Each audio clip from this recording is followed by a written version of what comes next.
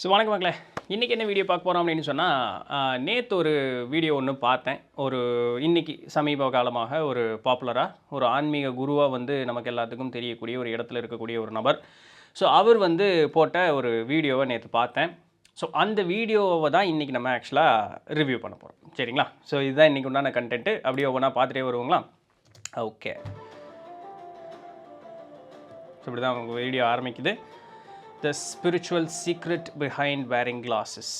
Shades ன்னு சொல்கிறோம் இல்லைங்களா? ஸோ குருவே சரணம். அனைவருக்கும் வணக்கம்.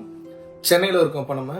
ஸோ ஆல்ரெடி நம்ம அனௌன்ஸ் பண்ண மாதிரி வருகின்ற டிசம்பர் 22ஆம் தேதி பாண்டிச்சேரியில் வந்து பார்த்தீங்கன்னா பரம்பொருள் யோகம் ஒரு நாள் நேரடி வகுப்பை வந்து கண்டக்ட் பண்ணுறோம். ஸோ வாழ்க்கையில் அடுத்த கட்டத்தை நோக்கி பயணம் செய்ய வேண்டும் என்று நினைப்பவர்கள், தனது ஆன்மீக சக்தியையும் ஆன்ம சக்தியும் உணர வேண்டும் என்று நினைப்பவர்கள், பொருளாதார வாழ்க்கையில் நல்ல நிலையை அடைய வேண்டும் என்று நினைப்பவர்கள் கீழே உள்ள கான்டாக்ட் நம்பர் கான்டாக்ட் பண்ணி உங்களது பெயரை முன்பதிவு செய்து கொள்ளலாம். இல்லைன்னா www.paramborulfoundation.in அப்படின்ற வெப்சைட்டுக்குள்ள போனீங்கன்னாலும் உங்களது பெயரை முன்பதிவு செய்து கொள்ளலாம். இன்னைக்கு எந்த விஷயத்தை பற்றி பார்க்க போறோம் அப்படின்னா, கண்ணாடி போடுறது. கண்ணாடி போடுறதுன்னா பவர் கிளாஸ் கிடையாது, ஷேட்ஸ் அப்படின்னு சொல்லுவாங்க, கூலிங் கிளாஸ்ன்னு சொல்லுவாங்க, ஸ்பெக்ஸ்ன்னு சொல்லுவாங்க, கண்ணாடி போட்டுக்கிறதுன்னு சொல்லுவாங்க. இதை பற்றி யோக ரகசியத்தையும் இணைத்து உங்களுக்கு வந்து வெளியிடலாம் என்று வந்து நான் வந்து இருக்கிறேன். சோ கண்ணாடி போடுறது எல்லாருக்குமே இப்போ பொதுவாக பெரும்பாலான மனிதர்களுக்கு எப்படி தெரியும் அப்படின்னா, ரொம்ப ஸ்டைலா இருக்கு, பாக்குறதுக்கு சூப்பரா இருக்கு அப்படின்னு சொல்லிட்டு நிறைய பேர் வந்து அது ஒரு மாடர்ன் ஒரு பொருளாக ஸ்டைலாகத்தான் வந்து பார்ப்பார்கள். பட் இந்த கண்ணாடி போடுறதுக்கு பின்னாடி இருக்கக்கூடிய மாபெரும் ஒரு யோக ரகசியத்தை வந்து பகிர்ந்து கொள்ளலாம் என்று வந்து இருக்கிறேன்.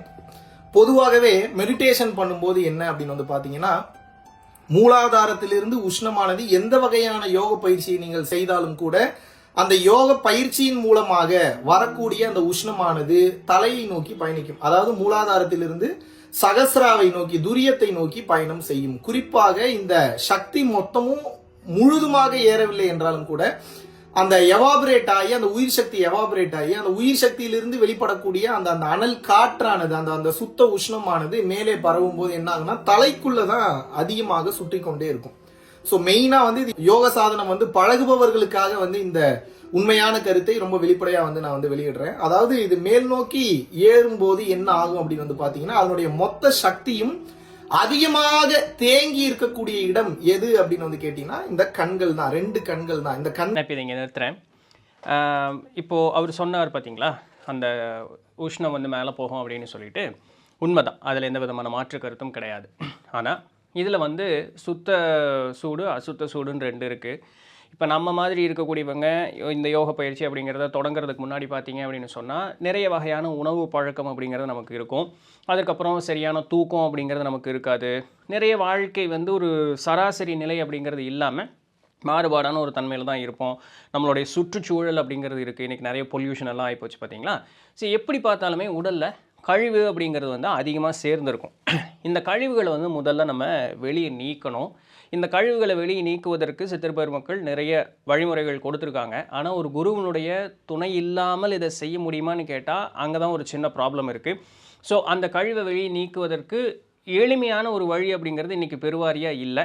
2 வழி நம்ம பண்ணலாம். இன்றைக்கி வள்ளலார் வழி பின்பற்றி வராங்க பார்த்தீங்களா, அவங்க வந்து அந்த கரிசாலை நெய் அப்படின்னு சொல்லக்கூடியதை அண்ணாக்கில் வச்சு இப்படி சுற்றும் பொழுது, போகர் 7000 இருக்குது, எல்லா சிதர்களும் இதை வந்து அடிப்படையாக சொல்கிறாங்க.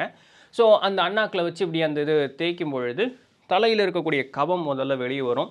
அடுத்தது விளக்கெண்ணெய் இருக்குது பார்த்தீங்களா, நம்முடைய ஆசன வாயில் வச்சு 100 தடவை இப்படி சுற்றணும் அப்படின்னு போகநாதர் எழுதுகிறார் அவருடைய 7000. இது மூலமாக நமக்கு பேதி ஆகிறது அப்படிங்கிறது வரும்.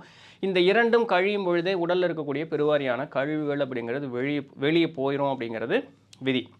இதற்கப்புறம் ஒரு சில மருந்து முறைகள் அப்படிங்கிறத அவங்க கொடுக்குறாங்க. இதெல்லாம் சாப்பிட்டுட்டு உடலை சுத்தம் செய்ததற்கு பிறகே யோக பயிற்சிகள் அப்படிங்கிறது தொடங்கணும் அப்படிங்கிறது வந்து சித்தபெருமக்கள் நமக்கு கொடுத்த விதி. அவங்க வந்து யோக பயிற்சிகளை சொல்லிட்டு பிறகு இந்த மருந்துகளை சொல்கிறதுனால முதல்ல யோக பயிற்சி அப்படிங்கிற மாதிரி நம்ம புரிஞ்சுக்கிட்டோமோ என்னவோ அது எனக்கு தெரியல. ஆனால் இந்த மாதிரி உடலை வந்து சுத்தம் செய்யணும். இதெல்லாம் கஷ்டமாக இருக்குது செய்கிறதுக்கு அப்படின்னு சொன்னால் நம்ம என்ன பண்ணலாம் அப்படிங்கும் பொழுது, ஒரே சிம்பிளான வழி, நாட்டு மருந்து கடையில் போய் பேதி மாத்திரை வாங்கி சாப்பிட்டோம் அப்படின்னு சொன்னால் அவங்களே எது சொல்லுவாங்க, நீங்கள் வெறும் வயிற்றில் சாப்பிட்ணும், நல்லா பூரா அப்படி வெறும் தண்ணி மாதிரி தான் போகும். சரிங்களா, அந்த அளவுக்கு நம்ம அதை வந்து விட்டுறணும். ஒரு தடவையும் பேதிக்கு போயிட்டு வரும்போது சுடு தண்ணி குடிக்கணும். அதுக்கப்புறம் அது முழுசும் நின்னதுக்கு பிறகு நிற்காது, அது வந்துக்கிட்டே இருக்கும். முழுமையாக அப்படி நீர் போகிற மாதிரி இதாயிரும். ஸோ அந்த மாதிரி போகக்கூடிய அந்த நேரம் வந்ததற்கு பிறகு ஒரு சில மருந்துகளுக்கு டீ சாப்பிட்டா நிற்கும். ஒன்றா வர காப்பி குடிக்கலாம், இல்லை பால் காப்பி குடிக்கலாம், சரிங்களா, டீ அது குடிக்கலாம். இல்லாட்டி இந்த சலவரசம் இருக்குது பாருங்க, அது வச்சு சாப்பிடலாம். ஸோ அந்த வேதி நின்னதுக்கப்புறம் அன்றைக்கி வந்து வெறும் தயிர் சாப்பாடு அப்படிங்கிறத சாப்பிடணும். அதற்கப்புறம் வந்து நம்ம முழுக்க வெஜிடேரியன் ஃபுட்டை தான் நம்ம மெயின்டைன் பண்ணணும். ஸோ இதெல்லாமே ரொம்ப முக்கியமானதாக சொல்கிறது. உடலில் இருக்கக்கூடிய நல்ல கழிவுகள், அந்த இது இருக்கும் கவம் முதல் கொண்டு நம்மளுடைய வேதியில் வெளியே வந்துடும். வள்ளலார் முறை பின்பற்றுபவர்களோ இல்லை வீட்டு பக்கத்தில் இந்த மாதிரி பாடம் சொல்லித்தரவங்க இருந்தாங்கன்னா அவங்ககிட்ட போனீங்கன்னா அந்த கரிசாலை நீங்கள் எப்படி இது பண்ணுறதுன்னு அங்கே குருமுகமாக இருந்து கற்றுக்குங்க. இப்போ இது ரெண்டில் நம்மளுடைய கழிவுகளை வெளியே நீக்கிக்கலாம். இது நீக்கினதற்கு பிறகு நீங்கள் யோக பயிற்சி அப்படிங்கிறது செய்யும் பொழுது அந்த அசுத்த சூடு அப்படிங்கிறது உடலில் ஏறாது. அந்த உடல்லிருந்து மேல் எழும்பக்கூடிய அந்த ஒரு சூடு அப்படின்னு சொல்லக்கூடியது தலை போய் சேரும். ஆனால் அது நம்மை துன்பப்படுத்தாது அப்படிங்கிறத நல்லா புரிஞ்சுக்கணும். இதெல்லாம் எதுவுமே பண்ணாமல் நம்ம வந்து எடுத்தோன்னே டொங்கின்னு போய் யோகா பயிற்சியில் உட்காரும்பொழுது தான் அந்த சூடு மேலே போகும், உடலில் பரவுவதற்குண்டான வாய்ப்புகள் அப்படிங்கிறது இருக்குது. கண்களில் வந்து நேத்திரச்சூடு அப்படின்னு சொல்லக்கூடியது வருவதற்குண்டான வாய்ப்பு இருக்குது. தலை வலி வர்றதுக்குண்டான வாய்ப்பு அப்படிங்கிறது இருக்குது. தலையை தொட்டு பார்த்தோம்னா சூடாகவே இருந்துக்கிட்டே இருக்கும். ஸோ இதற்கெல்லாம் காரணம் என்னென்னா உடலில் இருக்கக்கூடிய கழிவு இன்னும் வெளியேறவில்லை அப்படிங்கிறதுக்குண்டான காரணம் தான். இப்போ இந்த ஒரு காரணத்தினால மட்டும்தான் என் கண் வந்து சூடாகுமா அப்படின்னு கேட்டால் இல்லை. ரொம்ப ரொம்ப அடிப்படையான ஒரு விஷயம் டிஜிட்டல் ஸ்க்ரீன். இப்போ நீங்கள் பார்த்துக்கிட்டு இருக்கீங்க இல்லையா, mobile phone, computer, laptop, TV, இது எல்லாமே நம்மளுடைய நேத்திரச்சூடு, உடல் சூட்டை அதிகப்படுத்துவதற்குண்டான காரணிகளாக இன்றைக்கி இருக்கக்கூடிய விஷயங்களாக இருக்குது. ஸோ நிறைய பேர் யோக பயிற்சி செய்யாமலேயே நேத்திரச்சூடு உள்ளவர்கள் ஏகப்பட்டவர்கள் உண்டு, தலையில் வந்து சூடேறியவர்கள் ஏகப்பட்டவங்க உண்டு. ஸோ அப்படிங்கிறதையும் நல்லா புரிஞ்சுக்கணும். யோக பயிற்சி செய்வதனால் மட்டும்தான் இந்த சூடு ஏறுங்கிறது அவசியம் இல்லை. சரிங்களா? கண்களில் தான் அனைத்து ரகசியங்களும் இருக்கிறது. ரகசியம் இந்த கண்ணில் இல்லை, இந்த கண்ணுக்கு மத்தியில் இருக்கக்கூடிய கண் அப்படின்னு சொல்லக்கூடிய புருவ மத்தின்னு நம்ம தமிழில் சொல்லக்கூடிய பீனியல் கிளாண்டுன்னு இங்கிலீஷில் சொல்கிறாங்க பார்த்தீங்களா, அதுதான். அது ஏன் கண்ணுன்னு சொல்கிறாங்க அப்படின்னு சொன்னால் அந்த பைனியல் கிளாண்டுக்கு சுற்றி பார்த்தீங்க அப்படின்னு சொன்னால் ஒரு மயிர்கால் மாதிரி அந்த இடத்துல இருக்கும். அதனால் அதை பார்ப்பதற்கு இப்போ நம்மளுக்கு இந்த இது இருக்குது பார்த்தீங்களா, இமை அப்படின்னு சொல்லக்கூடிய, அதுபோல் அந்த இடத்துல மயிர்கால்கள் மாதிரி அந்த இடத்துல இருக்கும். அதனால தான் அதை கண் அப்படின்னு நம்ம பெரியவங்க சுட்டி காட்டினாங்க. ஸோ ரகசியம் பொருந்திய கண், மூன்றாவது கண்ணு சொல்லக்கூடிய நம்மளுடைய பைனியல் கிளாண்ட் இல்லாட்டி பீனியல் கிளாண்ட் அப்படின்னு சொல்லுவாங்க, அதுதான் ரகசியம் பொருந்திய கண்ணே தவிர இந்த கண் கிடையாது. ஆனால் இந்த கண்ணுக்கு ஒரு முக்கியமான ஒரு ஒரு இது இருக்குது, என்ன சொல்கிறது, வேலை அப்படிங்கிறது ஒன்று இருக்குது. இந்த மூன்றாவது கண் எப்பொழுது வேலை செய்ய வேண்டும், அதனுடைய வேலை எப்போ நிறுத்தணுங்கிறது இந்த கண் முடிவு பண்ணும். பின்னாடி வரேன். பொருள் உபதேசம் வாங்கினவங்களுக்கு தெரியும், கண்ணைத்தான் வந்து கவனிக்க சொல்வார்கள். கண்ணை வந்து ஆழமா கவனிக்கணும், கண்ணுக்குள்ள இருக்கக்கூடிய அந்த ஸ்டாரை வந்து ரொம்ப ஆழமா கவனிக்கணும். ஒரு கட்டத்துக்கு மேல அந்த ஸ்டாரை கவனிக்க கவனிக்க வெளியில இருக்கக்கூடிய காட்சிகள் எல்லாம் மறைந்து உள்ளுக்குள் இருக்கக்கூடிய அந்த ஆன்ம ஜோதியானது மிக தெளிவாக அற்புதமாக தெரியும் என்று கூறுகிறார்கள். So correct. அது வந்து உள்ளே இருக்கக்கூடிய கண்ணு, அந்த மூன்றாவது கண்ணு சொல்லக்கூடியதை பார்க்கும் பொழுது இதெல்லாமே நடக்கும். சரிங்களா? கண்களுக்குள்ள அப்பேற்பட்ட ரகசியம் என்பது இருக்கிறது. அந்த கண்மணிக்குள்ள நுழைந்து போகும்போது இந்த கண்ணுல இருந்து உள்ள போனீங்கனாலும் இந்த கண்ணுல இருந்து உள்ள போனீங்கன்னா ரெண்டு கனெக்ட் ஆகக்கூடிய அந்த மத்திய தான் வந்து பாத்தீங்கன்னா புருவ மத்தி உள்ளுக்குள்ள இருக்கக்கூடிய அந்த centre point pineal gland activate பண்றதுக்கு இந்த நெற்றிக் கண்ணை. ஆக்சுவலாக இந்த கண்ணினுடைய நர்வ் ஜங்ஷன்ஸ் இப்படி பின்னாடி தான் போகும். ஆனால் இங்கிருந்து வரக்கூடிய அந்த ஒளி இருக்குது பார்த்தீங்களா, அதை ரிசீவ் பண்ணக்கூடிய அந்த நர்வ்ஸ் அது வந்து பைனியல் கிளாண்டோட கனெக்ட் ஆகிருக்கும். பின்னாடி வரேன். திறக்க வேண்டும் என்று நினைப்பவர்கள், உள்ளுக்குள் இருக்கக்கூடிய ஆன்ம ஜோதியை வந்து தரிசனம் செய்ய வேண்டும் என்று நினைப்பவர்கள் அனைவருமே என்ன பண்ணலாம் அப்படின்னா இந்த கண் சார்ந்த பயிற்சிகளை வந்து அதிகமாக செய்வார்கள். இன்னும் ஒரு படி மேல போனவங்க என்ன பண்ணுவாங்க அப்படின்னா புருவ மத்தியத்தை கவனிப்பது. புருவ மத்தியத்தை கவனிப்பது மட்டும் அல்லாமல் புருவ மத்தியத்திற்குள் இருக்கக்கூடிய ஜோதியையும் பார்க்கக்கூடிய அந்த பயிற்சியை வந்து இடைவிடாமல் தொடர்ச்சியாக செய்து கொண்டே வருவார்கள். சோ அந்த வகையில் பார்க்கும்போது எந்த வகையான யோக பயிற்சியை செய்யக்கூடிய யோக சாதனம் பழகுபவர்களாக இருந்தாலும் சரி, அவர்களுடைய ஆற்றல் என்பது அதிகமாக இருக்கக்கூடிய இடம் என்ன அப்படின்னு வந்து பாத்தீங்கன்னா கண்கள் தான். நம்ம எந்த அளவுக்கு சக்தியை வெளியே இருந்து 1 மணி நேரம் 2 மணி நேரம் மெடிடேட் பண்ணி அந்த மெடிடேஷன் ஸ்டேட்லயே இருந்து நம்ம உடலையும் மனதையும் அதற்கு தகுந்தாற் போல பக்குவப்படுத்தி அடுத்த கட்டம் கொண்டு சென்று புருவ மத்தியத்திற்குள் ஜோதியாக ஒளிர செய்வதற்குண்டான ஒரு உஷ்ணத்தை ஏற்றக்கூடிய ஒரு பயிற்சி தான் வந்து பரம்பொருள் யோகமா இருக்கட்டும், மற்ற எந்த வகை யோக பயிற்சிகளாக இருக்கட்டும். இந்த தொடர்ச்சியான யோக பயிற்சிகள் செய்து கொண்டே வரும்போது இந்த உஷ்ணம் என்பது கண்களில் ஏறி நிற்கும். அதனாலதான் ஒருத்தவங்களோட ஞானம் அடைந்தார்களா இல்லையா, அவங்க ரெகுலரான மெடிடேட்டரா இல்லையா, இதெல்லாம் பார்ப்பதற்கு கண்களை பார்த்தவுடன் ஞானியர்கள் வந்து கண்டுபிடித்து விடுவார்கள். ஸோ கண்களில் ஏறக்கூடிய அது அந்த கண்ணு, இந்த கண்ணு இல்லை. எந்த விதமான யோக பயிற்சியும் செய்யாமலேயே மன அமைதியோடு இருந்தோம் அப்படின்னு சொன்னாலே மனசில் eyes are the windows of our soul அப்படின்னு ஒரு இங்கிலீஷ் கோட் ஒன்று இருக்குது தெரியுங்களா? ஸோ உங்களுடைய மனசு எப்படி இருக்கோ அதனுடைய பிரதிபலிப்பு கண்களில் தெரியும். நீங்கள் யோக பயிற்சியெல்லாம் பெருசாக மெனக்கெடணுங்கிறதெல்லாம் அவசியமெல்லாம் கிடையாது. மன அமைதியோட, மன மகிழ்ச்சியோட, நிம்மதியோடு நீங்கள் இருந்தீங்க அப்படின்னு சொன்னாலே கண்கள் வந்து நல்ல பிரகாசமாக நல்லபடியாக இருக்கும். சரிங்களா? இதை வந்து இந்த வாழ்க்கை சூழலில் சிக்குவதற்கு முன்னதாக ஆணோ பெண்ணோ யாராக இருந்தாலும் சரி அவர்களுடைய கண்கள் நல்ல பிரகாசமாக ஒளி பொருந்தியதாக இருக்கும். வாழ்க்கை சூழலில் சிக்கினாலும் சரி மனப்பக்குவத்தோடு இருக்கக்கூடியவர்களுடைய கண்கள் ஒளி பொருந்தியே இருக்கும். இதற்கு நீங்கள் தனிப்பட்டு ஏதோ ஒரு யோக பயிற்சி செய்யணும் அப்படின்னு சொல்லக்கூடிய எந்த விதமான அவசியமும் இல்லை அப்படிங்கிறத நல்லா புரிஞ்சுக்கணும். ஏறக்கூடிய அந்த சக்தியானது வந்து பாத்தீங்கன்னா பெரும்பாலான அளவில் வந்து வெளியே விரயம் ஆகக்கூடாது. எந்த அளவுக்கு உடம்புல வந்து சக்தியை வந்து நம்ம வந்து தேக்கி வைக்கிறோமோ அந்த அளவுக்கு அருள் அனுபவங்கள் என்பது மிகவும் அதிகமாக கிடைக்கும். நிறைய காட்சிகளை பார்க்க முடியும். ஆன்ம ரீதியாக அடுத்த கட்டம் வந்து பயணம் தைரியமாக வந்து செய்ய முடியும். இது போல பல்வேறு வகையான விஷயங்கள் என்பது இந்த யோக பயிற்சியில் இருக்கிறது. அப்போ ஐ கேன் நிட்பிக் ஒன்னொன்னுல இருந்து இது இல்லைன்னு சொல்ல முடியும். But okay, I'm skipping all those things. நம்ம அப்படி போயிட்டே வருவோம். கண்களில் தேங்கி இருக்கக்கூடிய அந்த எனர்ஜி, அந்த ஒரு தெய்வீக கண் அப்படின்னு வந்து சொல்லுவாங்க. ஸோ அந்த மாதிரியான நிலையை அடைய வேண்டும் என்றால் கண்களில் இருக்கக்கூடிய ஆற்றல் அதிகமாக வெளியே போகக்கூடாது. இதை வந்து பாத்தீங்கன்னா முந்தைய காலத்துல வந்து குருமார்கள் வந்து நயன தீட்சை என்று வந்து ஒன்று வந்து கொடுப்பார்கள். நயன தீட்சைனா என்ன அப்படின்னா கண்களாலே பார்த்து தனக்குள் இருக்கக்கூடிய ஒளியாற்றலை இன்னொருவருக்குள் அந்த ஒளியாற்றலை தூண்டி அந்த ஒளியாற்றலை வேலை செய்ய வைப்பது. அப்புறம் ஒன்ஸ் அப்படி கண்ணும் பார்த்து அந்த நயன தீட்சை வேலை செய்து உள்ளுக்குள் இருக்கக்கூடிய ஒரு ஜோதி ஆக்டிவேட் ஆயிடுச்சு. தொட்டும் தீண்டலாம், பார்த்தும் தீண்டலாம், நினைப்பாலும் தீண்டலாம் அந்த உள்ளுக்குள் இருக்கக்கூடிய அந்த ஜோதியை. அப்ப அதை தொட்டி தூண்டி விடும்போது என்ன ஆகும் அப்படின்னா உள்ளுக்குள் இருக்கக்கூடிய மல்டி டைமென்ஷனல் பெர்ஸ்பெக்டிவ் என்பது ஒரு சராசரி மனிதனுக்கு வந்து ஓபன் ஆகி விடுகிறது. சோ அந்த காலத்துல இருந்த குருமார்கள் எல்லாருமே வந்து பாத்தீங்க அப்படின்னா பெரும்பாலான நேரங்களில் கண்ணை மூடி வைத்துக் கொண்டு இருந்தார்கள். அதாவது கண்ணில் இருக்கக்கூடிய எனர்ஜி தேவையில்லாம வெளியே போகக்கூடாது அப்படின்றதுக்காக. கண்ணை மூடினதுக்கு உண்டான காரணம் எனர்ஜி வெளியே போகக்கூடாது அப்படிங்கிறது இல்லை. ஒரு நம்மளுடைய எண்ணங்கள் எங்கு செல்கிறதோ அங்கே தான் நம்மளுடைய சக்தி அப்படிங்கிறது செல்லும். ஞானியர்களுக்கு எண்ணங்கள் எழுவதில்லை அப்படிங்கிறது ஒரு ஆன்மீகத்தினுடைய அடிப்படையான ஒரு புரிதல். ஏன்னா எண்ணம் அப்படிங்கிறது எழும்பொழுது பிறப்பிறப்பான சுழற்சிக்குள்ளே நம்ம மாட்டிடுவோம். பிறப்பிறப்பான சுழற்சிக்குள்ளே நம்ம மாட்டக்கூடாதுன்னா எண்ணம் எழக்கூடாது. எண்ணம் எழும் காலம் இப்போ ரமணர் மாதிரி எல்லாம் எடுத்துக்கிறோன்னா அவர் போட்டுக்கு காய்கறி வெட்டுவார், அங்கே போவார், இங்கே போவார், வேலை செய்யும். அப்போ அந்த காய்கறி வெட்டுறதுக்கு அங்கே போகிறதுக்கு வரக்கெல்லாம் எண்ணம் எழுந்தால் தான் நம்ம அந்த காரியத்தை செய்வோம் இல்லைங்களா?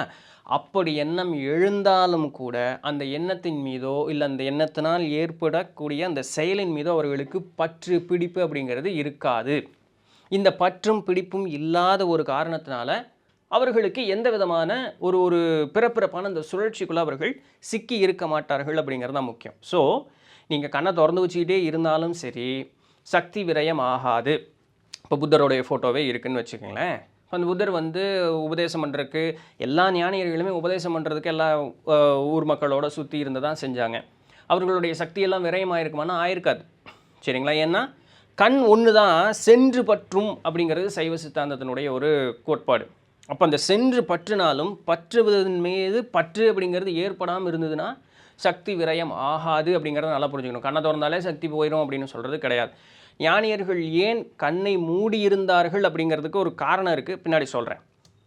இக்காலத்துல நம்ம எந்நேரமும் அப்படி கண்களை மூடி அமர்ந்து கொண்டு ஒரு துறவியாக இல்லறத்தில் இருந்து கொண்டு வாழ்வது கடினமாக இருக்கக்கூடிய காரணத்தினால் நீங்க வந்து ஸ்பெக்ஸ் வந்து போட்டுக்கணும். ஜென்ரலாவே ஸ்பெக்ஸ் போடுறது ரொம்ப கண்ணுக்கு வந்து நல்லது. ஏன் அப்படின்னா ஒரு கூலிங் கிளாஸ் போடுறீங்கன்னா அந்த புற ஊதா கதிர்களுடைய அந்த ஒரு பாதிப்பு வந்து உங்களுக்கு வந்து இருக்காது. ரெண்டாவது வெளியில நீங்க டிராவல் பண்ணி போகும்போது ஒரு பைக்ல போறீங்கன்னா கண்கள்ல நிறைய தூசுக்கள் படும்.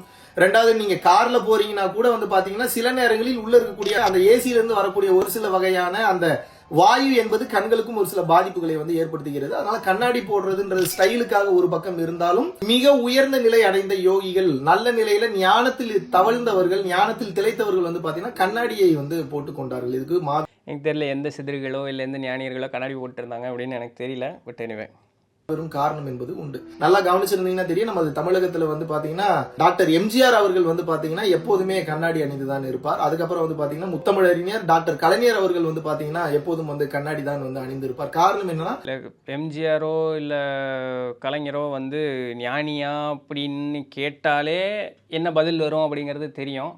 எம்ஜிஆர் ஒரு நடிகராக இருந்தவர், அவருக்கு இந்த தொப்பியும் கண்ணாடியும் ஒரு ஸ்டைலாகவும் ஒரு பிராண்டாகவும் இது பண்ணிக்கிட்டாரு. கருணாநிதி அவர் வந்து ஏன் கண்ணாடி போட்டிருந்தார் அப்படிங்கிறது பெருவாரியாக தெரியும். அவருக்கு ஒரு கண்ணில் ஒரு ஆப்ரேஷன் அந்த இது நடந்ததுனால ஸோ அந்த கண்ணாடி எப்போவுமே போட்டுக்கிட்டு இருந்தார் அப்படிங்கிறதும் எல்லாருக்குமே தெரிஞ்ச ஒரு விஷயம் தான். அப்படி தெரியல, இன்னும் டீட்டெயில்டாக வேணும்னு உங்கள் பக்கத்தில் ஏதாவது திமுக காரங்க இருப்பாங்க, அவங்ககிட்ட கேளுங்க, அட்டகாசமாக ஃபுல் ஹிஸ்ட்ரி சொல்லுவாங்க. ஸோ அவங்க 2 பேரும் ஞானியெல்லாம் ஒன்றும் கிடையாது. அவங்களுடைய சுய தேவைகளுக்காக அந்த கண்ணாடியை போட்டாங்க. எனிவே, அவர்களுக்குள் இருக்கக்கூடிய அந்த ஒளி ஆற்றல் என்பது மிகவும் சக்தி பெற்றதாக, ஆற்றல் மிக்கதாக, எல்லோருக்கும் நம்ம வந்து கொடுக்கக்கூடிய தன்மையில இல்லைன்னா கூட அது பயனளிக்கக்கூடிய வகையில் இருக்கணும். அப்படின்னா என்ன, எனக்குள்ள இருக்கக்கூடிய ஆற்றல் எழுத்தாக வெளிப்படும், எனக்குள்ள இருக்கக்கூடிய ஆற்றல் பேச்சாக வெளிப்படும், எனக்குள்ள இருக்கக்கூடிய ஆற்றல் ஞான சுடராக வெளிப்படும், ஆன்மீக அருள் அனுபவமாக. மொட்டை தலைக்கு முழங்களுக்கு முடிச்சு போடுற மாதிரி எதையோ சொல்லி எங்கேயோ போய் அதை எப்படியோ எக்ஸ்பிளைன் பண்ணுற மாதிரி பண்ணிட்டாரு. சரி, ஓகே, வெளிப்படும். அதற்கு இந்த ஆற்றலை சேமித்து வைத்துக் கொள்வது என்பது மிகவும் சிறந்த ஒன்றாக வந்து கருதப்படுகிறது. சொல்றேன், ஆற்றல் அப்படிங்கிறது நம்மளுடைய மனதினுடைய ஆற்றல் தான். இது எல்லாமே மனசு வேலை செஞ்சால் மட்டும்தான் நம்ம புலன்கள் அப்படிங்கிறது வேலை செய்யும். மனிதனுக்கு 6 அறிவு, 5 அறிவு மெய், வாய், கண், மூக்கு, செவின்னு சொல்லக்கூடிய பொறிகளின் மூலமாக வேலை செய்யக்கூடிய புலன்கள். மெய்னா என்ன, உடல் உணரும். மெய், வாய்னா என்ன, பேசுது, வாய்ங்கிற பொறி. பேச்சு அப்படின்னு சொல்லக்கூடிய புலன். அதுபோல் கண்ணு பார்க்குது, மூக்கு நுகருது, காது கேட்குது, இதெல்லாம் இருக்கு இல்லையா, நாக்கு சுவைக்குது, இதெல்லாம் இருக்கு இல்லையா. அப்போ இந்த பொறிகளின் ஊடாக இந்த புலன்கள் அப்படிங்கிறது வேலை செஞ்சுக்கிட்டு இருக்கு. இந்த 5 அறிவையும் 6வது அறிவுங்க அப்படிங்கிறது ஒன்று கட்டுப்படுத்திக்கிட்டு இருக்கு. அது என்னன்னு கேட்டால் நம்மளுடைய மனம் அப்படின்னு சொல்லக்கூடியது. இதுதான் மனது வந்து 6 அறிவு கொண்டதுன்னு.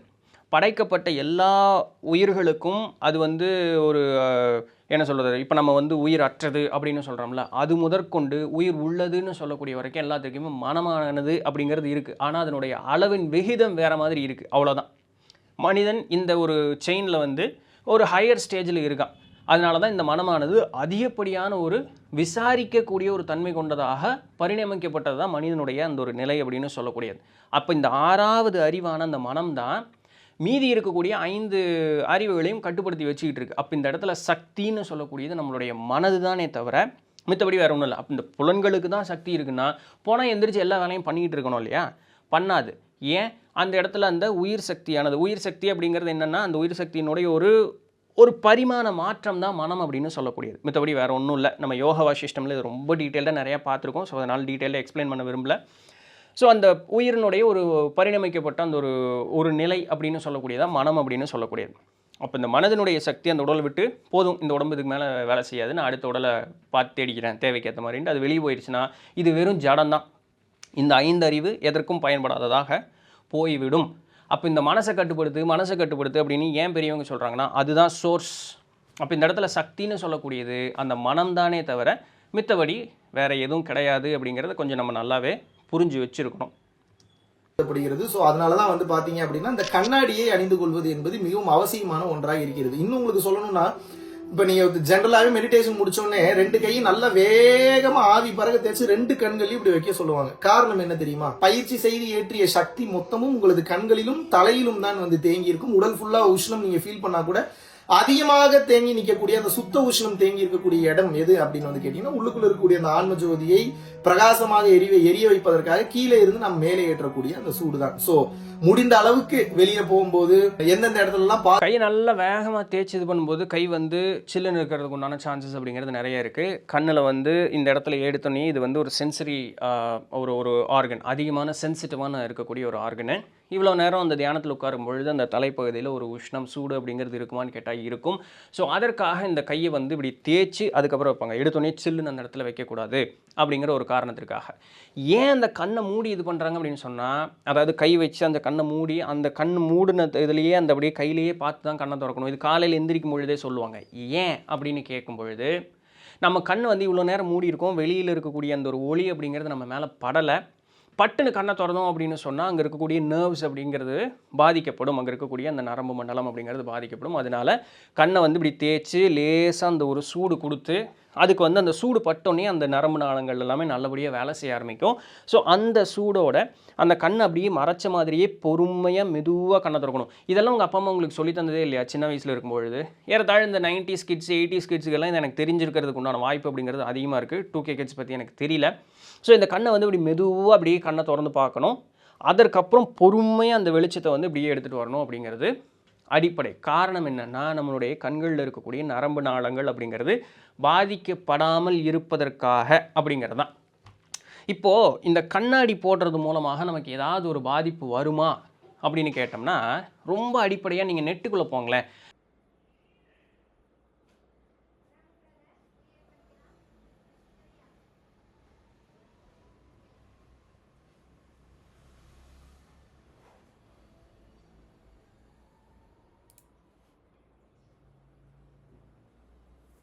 என்சைமுக்கு பேர் செரட்டோனின் அப்படின்னு சொல்லுவாங்க. அது பார்த்தீங்க அப்படின்னு சொன்னால் நியூக்ளியஸ் ரஃபேஸ் அப்படின்னு சொல்லக்கூடிய இந்த முதுகு தண்டுவடத்தில், இந்த மூளைக்கு பின்னாடி இந்த முதுகு தண்டுவடம் இருக்குது பார்த்தீங்களா, அந்த இடத்துல இருக்கக்கூடிய ஒரு நர்வ்ஸ் சேர்ந்த ஒரு விஷயம்னு பாருங்களேன். அந்த இடத்துல இருக்கக்கூடிய, அந்த இடத்துல இருந்து செக்ரேட் ஆகக்கூடிய ஒரு என்சைம் பேர் செரட்டோனின் அப்படின்னு சொல்லுவாங்க. இந்த செரட்டோனின் செக்ரேட் ஆகிறதுக்கு முன்னாடி என்ன செக்ரேட் ஆகிட்டு இருக்கும்னா, மெலட்டோனின் அப்படிங்கிறது செக்ரேட் ஆகிட்டு இருக்கும். இது நம்மளுடைய மூன்றாவது கண்ணு சொல்லக்கூடிய பைனல் கிளாண்ட்லேருந்து தான் செக்ரேட் ஆகும். அது எப்போ சுரக்க ஆரம்பிக்கும் அப்படின்னு கேட்டால், இருட்டு இருக்கக்கூடிய நேரத்தில் மட்டும்தான் அது சுரக்க ஆரம்பிக்கும். அதனால தான் ராத்திரி நேரம் தூங்குறதுக்கு முன்னாடி ஒரு 2 மணி நேரத்துக்கு முன்னாடியாவது டிவி பார்க்குறதையோ மொபைலோ கம்ப்யூட்டரோ யூஸ் பண்ணுறதை நிறுத்திடுங்க. அதிகமான வெளிச்சம் இருக்கக்கூடிய அந்த ஒரு அறைக்குள்ளே இருக்காதீங்க, பெரிய லைட்டெல்லாம் போடாதீங்க அப்படின்னு சொல்கிறதுக்குண்டான காரணம் அதுதான். காரணம் என்னென்னா, இந்த கண்கள், அதாவது பொறியாக சொல்லக்கூடிய இந்த கண் இருக்குது பார்த்தீங்களா, இதனுடைய புலனுணர்வு என்ன, பார்வை அப்படின்னு சொல்லக்கூடியது. இதிலிருந்து ஒரு வெளிச்சம் வர்றதை இது மூளைக்குள்ளே ஒரு அந்த சிக்னலை வந்து உள்ளே டிரான்ஸ்மிட் பண்ணும். வெளிச்சம் அடிச்சுக்கிட்டே இருக்குது அப்படின்னு சொன்னால் அந்த மெலட்டோனின் அப்படிங்கிறது செக்ரேட் ஆகாது. மூளை வந்து அதுக்குண்டான சிக்னல் கொடுக்காது. அதனால தான் தூங்குறது அப்படின்னு சொன்னால் கண்ணை மூடி அது இருட்டு ஆக்குனதுக்கு அப்புறம் தான் நமக்கு பொறுமையாக அப்படியே தூக்கம் வரும். ஏன்னா அந்த இருட்டு ஆயிடுச்சியா, இப்போ நீ செக்ரேட் ஆகிறதுக்கு உண்டான நேரம் வந்துருச்சு, வெளியே இருட்டாகி போச்சு அப்படின்னு சொன்னதுக்கப்புறம் பைனல் கிளாண்ட் வேலை செஞ்சு அதில் இருக்கக்கூடிய மெலட்டோனின் அப்படிங்கிறது செக்ரேட் ஆகும். செக்ரேட் ஆக ஆரம்பித்ததுக்கு அப்புறம் தான் நமக்கு தூக்கங்கிறதே வரும். சரிங்களா, நல்லா புரிஞ்சுங்க. அதுக்கப்புறம் தான் தூக்கமே வரும். அப்புறம் நம்ம இரவு நேரத்தில் ஏதோ ஒரு நம்ம வெளிக்கு போகிறதுக்கு அப்படிங்கிறதெல்லாம் போயிட்டு வந்ததுக்கப்புறமும் மொபைல்லாம் பார்க்கக்கூடாது. பார்த்தீங்க அப்படின்னு சொன்னால் தூக்கம் கெட்டு போயிடும். அப்போ காலையில் நேரத்தில் எப்படி நம்ம கண் விழிக்கிறோம் அப்படின்னு சொல்லும் பொழுது, அந்த வெளியில் இருக்கக்கூடிய அந்த வெளிச்சம் நம்ம மேலே படும் பொழுது அப்படியே பொறுமையாக அந்த கண் விழிச்சு பார்க்கும் பொழுது, வெளிச்சம் அப்படிங்கிறது ஒன்று பற்றுச்சு அப்படின்னு சொன்ன உடனேயே அந்த மெலட்டோனின் அப்படிங்கிறதுனுடைய செக்ரேஷன் நின்று செரட்டோனின் அப்படிங்கிறதுனுடைய செக்ரேஷன் ஆரம்பிக்கும். அதுதான் இந்த தண்டுவடத்தில் இருக்கக்கூடிய நியூக்ளியஸ் ரஃபேஸ் அப்படின்னு சொல்லக்கூடிய அது செக்ரேட் பண்ண ஆரம்பிக்கும். அதுக்கப்புறம் உடலினுடைய அந்த செயல்பாடுகள் அப்படிங்கிறது முழுமையாகவே மாற ஆரம்பிக்கும். ஒவ்வொரு டிஃப்ரெண்ட் ஹார்மோன் செக்ரேட் ஆகுங்க. காலையில் நேரத்தில் ஒரு செட் ஆஃப் ஹார்மோன்ஸ் இந்த பர்டிகுலர் டைமில் தான் செக்ரேட் ஆகும் அப்படிங்கிறது இருக்குது. ராத்திரி நேரத்தில் இந்த particular set of hormone secrete ஆகும்னு இருக்குது. இதற்கு பேர், இந்த அட்டவணைக்கு பேர் சர்க்காடியம் ரித்தம் அப்படின்னு சொல்லுவாங்க. அப்போது உடலினுடைய மொத்த சர்க்காடியம் ரித்தம் எதை பொறுத்து வேலை செஞ்சுக்கிட்டு இருக்குது அப்படின்னு சொன்னால், செரட்டோனின் அண்ட் மெலட்டோனினுடைய செக்ரேஷனை பொறுத்து தான் வேலை செஞ்சுட்டு இருக்கு. இந்த செரட்டோனின் அண்ட் மெலட்டோனினுடைய செக்ரேஷன் எதை பொறுத்து வேலை செஞ்சுட்டு இருக்குன்னா, உங்களுடைய அந்த கண்ணுன்னு சொல்லக்கூடிய இந்த பொறி, அந்த பொறியின் மூலமாக செயல்படக்கூடிய புலன், அந்த உணர்வின் மூலமாக தான் வேலை செஞ்சுக்கிட்டு இருக்கு. இப்படி இருக்கக்கூடிய நேரத்தில் கண்ணாடியை போட்டிங்கன்னு வச்சுக்கோங்களேன், வெளியிலிருந்து வரக்கூடிய அந்த ஒரு வெளிச்சத்தை முழுக்க அது தடுத்து நிறுத்தும். அப்போது மூளை வந்து என்னடா நடக்குது, ஒரு மாதிரி இருக்கே, வேலை ஒரு மாதிரி செய்யுது, வெளிச்சம் அடிக்குது, அடிக்காமல் இருக்குது, இந்த மாதிரி மூளை குழம்பு போயிடும். உடலில் வந்து ஹார்மோன் செக்ரேஷன் அப்படிங்கிறது தாறுமாறாக வேலை செய்ய ஆரம்பிச்சிடும். ஸோ இது வந்து மனதிற்கும் சரி உடலிற்கும் சரி ஒரு ஒரு பாதிப்பை மட்டுமே ஏற்படுத்தக்கூடியது. இது என்ன, நான் கண்ணாடி போட்டேன் அடுத்து ஒரு 10 நிமிஷத்தில் எனக்கு ஏதாவது பாதிப்பு வந்துடுமா? இல்லை, நம்ம உடம்பு அவ்வளோ மோசமாக ஒன்றும் வேலை செய்யாது அவ்வளோ சீக்கிரத்தில். இதை தொடர்ந்து செய்ய செய்ய செய்ய செய்ய செய்ய உடல் அளவில் பெருவாரியான பாதிப்புகள் அப்படிங்கிறதுக்கு நாம் உள்ளாவோம் அப்படிங்கிறதுல மாற்றுக்கிறதே கிடையாது. இது ஒன்றும் பெரிய ராஜதந்திரமெல்லாம் ஒன்றும் இல்லை. நெட்டில் போட்டு தேடினீங்கனாலே வரும். சரிங்களா, தேடி பாருங்கள். பாசிபிலிட்டியோட அதை நீங்க வந்து கண்ணாடி போட முடியுமா? கண்ணாடி போடுங்க. கண்ணாடி போடும்போது உங்களுடைய ஆற்றல் என்பது அதிகமாக வந்து விரயம் ஆகாது. ஜென்ரலாவே இப்ப வந்து பாத்தீங்கன்னா இந்த மாதிரியான கண்ணாடியில நீங்க போட ஆரம்பிச்சிட்டீங்க, பயிற்சி நல்லா பண்ண ஆரம்பிக்கணும்னா சக்தி அதிகமாக விரயம் ஆகாது. அப்ப யாராவது உங்களை தேடி வர்றாங்கன்னா கூட உங்களை கிராஸ் பண்ணி போகும்போதே உங்களுடைய அருட்சக்தி அவர்களால் உணர முடியும். அதுவும் அப்படியே அவங்க அது கண்ணாடி போடணும்னு அவசியம் இல்லை. நீங்கள் நார்மலாக வந்து நல்ல ஒரு தியான நிலையிலிருந்து உங்களுடைய சக்தி உடல் அப்படிங்கிறது எந்த விதமான களங்கமும் இல்லாமல் இருந்தாலே நம்ம பக்கத்தில் முதல்ல மிருகங்கள் தான் வரும். நாயோ பூனையோ பறவைகள் அப்படிங்கிறதெல்லாம் முதல்ல மிருகங்கள் தான் வரும். அப்படின்னா நம்மகிட்ட இருந்து எந்த விதமான ஒரு எதிர்வினை ஆற்றல் அப்படிங்கிறது வெளியே வரல அப்படிங்கிறத நம்ம நல்லா புரிஞ்சுக்கலாம். நம்மளுடைய சக்தி உடல் அப்படிங்கிறது நல்ல நிலையில் இருக்குது அப்படிங்கிறது. இது தாராளமாக நீங்கள் எந்த ஒரு நல்ல நிலையில் தியானம் செய்து ஆத்ம விசாரணை செய்து மனசை ஒரு பக்குவமான நிலையில் வைத்திருக்கக்கூடியவர்கள் அனைவருக்குமே நிகழக்கூடிய அந்த ஒரு நிகழ்வு தான். சரிங்களா? இது அனுபவப்பட்டவர்கள் உண்டு, நிறைய பேர் உண்டு. நீங்களே இந்த மாதிரி அனுபவப்பட்டிருக்கலாம். அப்போ இது இன்னும் அதிகமாக கொண்டு போகும்பொழுது மனிதர்களும் வருவாங்க. ஏன் செகண்ட் ஸ்டேஜில் மனிதர்களை கொண்டு போய் வச்சேன்னா, மனிதர்கள் மிருகங்களை காட்டிலும் ஒரு சக்தியை வந்து உணரக்கூடிய அந்த ஒரு தன்மையை இழந்தவர்களாக இன்னைக்கு வந்து மனிதர்கள் ஆயிட்டோம். அதனால நம்ம ஹியூமன் அட்ராக்ஷனுங்கிறது கொஞ்சம் டிலேடாக நடக்கும். ஆனால் மிருகங்கள் தன்னுடைய நிலை மாறாமல் இருக்கிறதுனால அவங்க ஃபஸ்ட்டு மிருகங்கள் தான் முதல்ல நம்மகிட்ட வரும். இதிலேருந்தே நம்ம எளிமையாக கண்டுபிடிச்சிக்கலாம் தியானம் செய்யும்போது. அதுக்கு நீங்கள் கண்ணாடியெல்லாம் போடணுன்னு அவசியம் கிடையாது. பக்கத்தில் கிராஸ் பண்ணி போனாங்கன்னா உடம்பு கடன்னு அதிரும். அவங்க உடம்புல ஏதோ ஒரு மாற்றம் நடக்கும். அவங்க ஒரு விதமான நிலைக்கு போவார்கள். காரணம் என்ன அப்படின்னா, இந்த உடல் என்பது ஒரு கொள்கலனாக மாறி பயிற்சி செய்து மந்திரம் சொல்லியோ இல்ல பூர்வ மத்தியத்தை கவனித்தோ தொடர்ச்சியான நிலையில் இருக்கும்போது இந்த எந்திரமான உடலானது மந்திரமான சக்தியாக மாறிவிடுகிறது. ஸோ சிம்பிளா என்ன சொல்லணும் அப்படின்னா, உங்களுக்கு புரிய வைக்கிற மாதிரி எந்த அளவுக்கு எனர்ஜியை சேமிச்சு வைக்கிறீங்களோ அந்த அளவுக்கு பிற உயிர்களுக்கு உங்களால் கொடுத்தும் உதவி செய்ய முடியும். உன்னை சார்ந்து வருபவர்களுக்கும் அது வந்து ஒரு மிகப்பெரிய ஒரு பலனாக அமையும். அதையெல்லாம் கடந்த நிலையில் வந்து பாத்தீங்கன்னா அருள் அனுபவங்களை எளிதாக நீங்கள் பெற்றுக்கொள்ள முடியும். எப்போ நீங்கள் வந்து அருள் அனுபவம் வேணும், எனக்கு வந்து அடுத்து இருக்கக்கூடிய நிலை வந்து எனக்கு தெரியணும்னு யோசிச்சுக்கிட்டே இருந்தீங்கன்னா அப்படி ஒரு நிலை வராது. உங்களோட எண்ணங்கள் முழுக்க என்னைக்கு நிற்கிதோ அன்னைக்கு அது தானாக வரும். அப்படி அந்த அனுபவங்கள் ஏற்படும் பொழுது அதை பார்த்து ஆஹா இது என்ன அப்படின்னு யோசிச்சுங்க, அந்த அடுத்த செகண்ட் நீங்கள் கீழே வந்துடுவீங்க. சரிங்களா? இந்த சாதாரண ஒரு நிலை அப்படிங்கிறதுக்கு வந்துடுவீங்க. நீங்கள் அந்த இடத்துல வந்து சிந்தனை அப்படிங்கிறதே இருக்கக்கூடாது. அதனால தான் நம்மளுடைய படிநிலைகளில் 5 நிலைகள் உண்டு. திருமந்திரத்தில் இருக்குது. திருமந்திரத்தில் சாக்கிராதீதம் அப்படிங்கிற அந்த ஒரு வார்த்தையும் மூலர்வரான் பயன்படுத்துகிறார். அப்போ 5 நிலை என்ன? சாக்கிரம் அப்படிங்கிறது விழிப்பு நிலை, இப்போ நம்ம 2 பேர் இருக்கக்கூடிய நிலை. அடுத்தது சொப்பனம் அப்படின்னு சொல்லக்கூடிய அந்த ஒரு நிலை, கனவு நிலை. இந்த விழிப்பு நிலையில் உடலும் வேலை செய்யும், மனமும் வேலை செய்யும். அதுக்கு பேர் சாக்கிரம். இந்த சொப்பனம் அப்படின்னு சொல்லக்கூடியது உடல் அடங்கிரும், ஆனால் மனம் வேலை செய்யும். சுழுத்தி அப்படின்னு சொல்லக்கூடியது உடலும் மனதும் அடங்கிய ஒரு நிலை, ஆழ்ந்த உறக்க நிலை, டீப் ஸ்லீப்னு சொல்கிற பார்த்தீங்க அது. இந்த 4வது நிலைக்கு பேர் துரியம் அப்படிங்கிறது. இந்த 4வது நிலை சராசரியாக யாருக்குமே ஏற்படாது. அது யோகியர்களுக்குன்னு வாய்க்கப்பட்டது. அந்த இடத்துல இறை அருள், இறை அனுபவம் அப்படிங்கிற நம்மளால் உணர முடியும். இந்த 5வது நிலை சாக்கிராதீதம் அப்படின்னு சொல்லுவோம், இல்லாட்டி துரியாதீதம்னு சொல்லுவோம். இது வந்து இறையோடு ஒன்றரை கலந்த ஒரு நிலை அப்படிங்கிறது. இதுவும் அவ்வளோ சீக்கிரம் யாருக்கும் வாய்க்காது. சொல்லப்போனால் அவ்வளோ சீக்கிரம் வாய்க்காது. அதுக்குன்னு நீங்கள் மெனக்கிடணும். இப்போ இது இந்த 5ல் நல்லா ஒன்று நோட் பண்ணிங்கன்னா, விழிப்பு நிலைன்னு சொன்ன அந்த முதலுக்கு பேர் சாக்கிரம், இறையோடு ஒன்றரை கலந்த ஒரு நிலை அப்படின்னு சொல்லதுக்கு பேர் சாக்கிர ஆதீதம் அப்படின்னு சொல்லக்கூடியது. இது விழிப்பு நிலை, ஆனால் சராசரியான உலக அனுபவத்தோடு இருப்போம். இது சாக்கிர ஆதீதம்னு சொல்லக்கூடிய இறைநிலை அப்படின்னு சொல்லக்கூடியது. அப்போ 2மே விழிப்பு நிலை தான். ஆனால் இந்த விழிப்பு நிலையில் நமக்கு பற்றுகள் பிடிப்புகள் இந்த மூளையினுடைய செயல்பாடுகள் அப்படிங்கிறது நடந்துக்கிட்டு இருக்கு. சாக்கிர ஆதீதம் அப்படிங்கிறது விழிப்பு நிலையினுடைய உச்சகட்டமான ஒரு நிலை, அனைத்தையும் உணர்ந்த நிலை. அந்த இடத்துல எந்த விதமான அனாலிசிஸ் அப்படிங்கிறது இருக்காது. ஏன்னா எல்லாமாவுமே நாமாவே இருப்போம், நாம் எல்லாமாவுமே இருப்போம். ஸோ அந்த இடத்துல உங்களுக்கு அனாலிசிஸ் இருக்குது. அந்த இடத்துல அப்படியே சாஸ்வதமான அமைதியான ஒரு சாந்தமான ஒரு நிலை அப்படிங்கிறது மட்டும்தான் அந்த இடத்துல இருக்கும். அதனால தான் அதுக்கு பேர் சாக்கிர ஆதீதம், த ஹையஸ்ட் அவேர்னஸ். அதான் ஸ்பிரிச்சுவல் அவேர்னஸ் அப்படின்னு சொல்லக்கூடியது, அதான் இறைநிலை அப்படின்னு சொல்லக்கூடியது. ஸோ இது தமிழில் வந்து இந்த வார்த்தைகளை எடுத்து பொறுக்கி பார்த்து இதனுடைய அர்த்தங்கள் பார்த்தோம்னா தெரியும். சரி, ஓகே. எப்போது நீங்கள் பயணம் செய்து அந்த நிலைக்கு நீங்கள் போகிறீர்களோ அப்போதுதான் அந்த இடத்துல இருக்கக்கூடிய ப்ரோஸ் அண்ட் கான்ஸ் உங்களுக்கு என்னன்னு தெரியும். அதுக்கு தகுந்த மாதிரி எப்படி நடந்துக்கணும் அப்படின்றது தெரியும். அதிலிருந்து ஒரு அனுபவத்தை கற்றுக்கொண்டு நம்மால் எப்படி தைரியமாக அடுத்த கட்டம் பயணிப்பது என்பதை உங்களுக்கு அதற்கப்புறம் தான் தெரிய வரும். அதுவரை தெரிந்து கொள்வதற்கு வாய்ப்பில்லை. இந்த மாயை என்பது பெரிய அளவில் வந்து உங்களுக்கு வந்து வேலை காட்டும். ரொம்ப கவனமா இருக்கணும். நிறைய பேர் நல்லது பண்றன்ற நோக்கிலேயே வந்து பாத்தீங்கன்னா உங்களுக்கு கெடுதல் செய்து விட்டு போவதற்கு நிறைய வாய்ப்புகள் என்பது உண்டு. அதை உங்களால் கண்டுபிடிக்க முடியாது. ஸோ எந்த அப்படியெல்லாம் ஒன்றும் இல்லைங்க. உங்களுக்கு சாதாரணமாக உங்களுக்கு ஒருத்தங்க கெடுதல் செய்கிறான்னா உங்களுக்கு தெரியாதா? அந்தளவுக்கு தெரியாமல் இருக்கிறீங்கன்னா நீங்கள் அப்பாவி இல்லைங்க, நீங்கள் முட்டாளுங்க. உண்மையாலுமே ஒருத்தன் நம்மளுக்கு கெடுதல் தான் பண்ணுறான் அப்படிங்கிறதே தெரியல அப்படின்னு சொன்னால் நம்மளை அப்பாவின்னு நம்மளை இது பண்ணிட்டோ, எனக்கு தெரியலையே சாமி என்ன இப்படி பண்ணிருச்சேன்னு சொல்கிறேன், நம்ம முட்டாள்னு அர்த்தம். மற்றபடி வேறு ஒன்றும் இல்லை.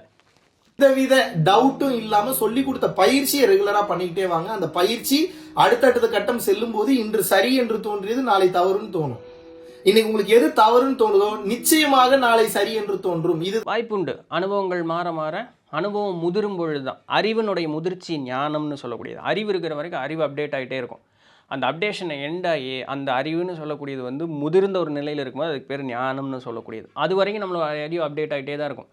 நான் முன்னாடி மோசம்னு சொன்னது இன்றைக்கி நான் நல்லதுன்னு சொல்கிறேன் சரிங்களா. இன்றைக்கி நான் நல்லதுன்னு சொல்லக்கூடியதை நான் நாளைக்கு மோசம்னு சொல்ல மாட்டேன். அந்த நல்லதையும் இன்னும் ஹையர் லெவலுக்கு இன்னும் அதை எப்படி ரிஃபைன் பண்ணி நல்லா எடுத்துகிட்டு போக முடியும் அப்படிங்கிறத நான் பார்ப்பேன். அவ்வளோதான் சரிங்களா. ஸோ இது இந்த மாறுதல் இயற்கையானது தான். இது ஒன்றும் பெரிய ஒரு இதுக்கு நீங்கள் யோக பயிற்சியெல்லாம் செஞ்சு தான் நீங்கள் போகணும் அப்படிங்கக்கூடிய அவசியம் இல்லை. இது அடிப்படை அறிவு அப்படின்னு சொல்லக்கூடியது. உலகத்தின் இயல்பு, இதுதான் நிதர்சனமான உண்மை. சோ இந்த உள்ளுக்குள்ள டீப்பா போய் மாட்டிக்காம வெளியில வந்து ஆன்ம ரீதியாகவும் மன ரீதியாகவும் உடல் ரீதியாகவும் உலக ரீதியாகவும் எந்த நிலை அடையணும்ன்றத நீங்க போக்கஸ்டாக நிச்சயமாக பயணம் செய்ய வேண்டும். யாராவது ஒரு நல்ல விஷயம் நமக்கு சொல்றாங்க அப்படின்னா அதுல இருக்கக்கூடிய நல்ல விஷயத்தை எடுத்துக்கொண்டு கெட்ட விஷயத்தை வந்து மாற்றிக்கொண்டு அடுத்த கட்டம் பயணம் செய்வது என்பது எப்படி என்பதை யோசித்து சிந்தித்து செயல்படுங்கள். நன்றி, வணக்கம். ஓகே, ஸோ இதுதான் வீடியோ. நான் சொல்ல வேண்டியதை சொல்லிட்டேன். இனி உங்களுடைய முடிவு தான். நான் அவரை வந்து தவறுன்னு சொல்லுவதற்காக நான் சொல்ல வரல. ஆனால் அவர் சொன்ன செய்திகளில் நிறைய மாறுபாடான கருத்துக்கள் அப்படிங்கிறது உண்டு. அந்த மாறுபாடான கருத்துக்கள் என்னுடைய தனிப்பட்ட கருத்துக்கள்லாம் கிடையாது. உங்களுக்கு என்ன நடக்கும் எதனால் நடக்கும் அப்படிங்கிறதையும் நான் தெளிவாக சொல்லிட்டேன். எனக்கு எந்த பிரச்சனையும் கிடையாது. நான் என்ன பண்ணணும், என்ன பண்ணிகிட்ருக்கேன், எது சரி தவறுங்கிறத எனக்கு புரிஞ்சதுனால எனக்கு ஒன்றும் பிரச்சனை இல்லை. சொல்லணுங்கிறதுக்காக உங்களுக்கு சொல்லிட்டேன். இனி முடிவு உங்களுடைய கையில் தான் இருக்குது. நீங்கள் அதை எப்படி விருப்பப்படுறீங்களோ அந்த மாதிரி அந்த முடிவை எடுத்துக்கலாம். எப்படி கண்ணாடி போடணுமா போட வேண்டாமாங்கிற முடிவு எல்லாமே உங்களுடைய பொறுத்தது தான். ரைட். ஸோ இதுதான் இன்றைக்கு உண்டான வீடியோ. பிடிச்சிருந்துருக்கும், இன்ஃபர்மேட்டிவ் இருந்திருக்கும் அப்படின்னு நினைக்கிறேன். வேறு ஏதாவது ஒரு சுவாரஸ்யமான சம்பவத்தில் நாளான்னைக்கு சந்திப்போம். அது வர ஸோ தொடர்ந்து நினைவுங்கள். நான் உங்களுக்கு நன்றி.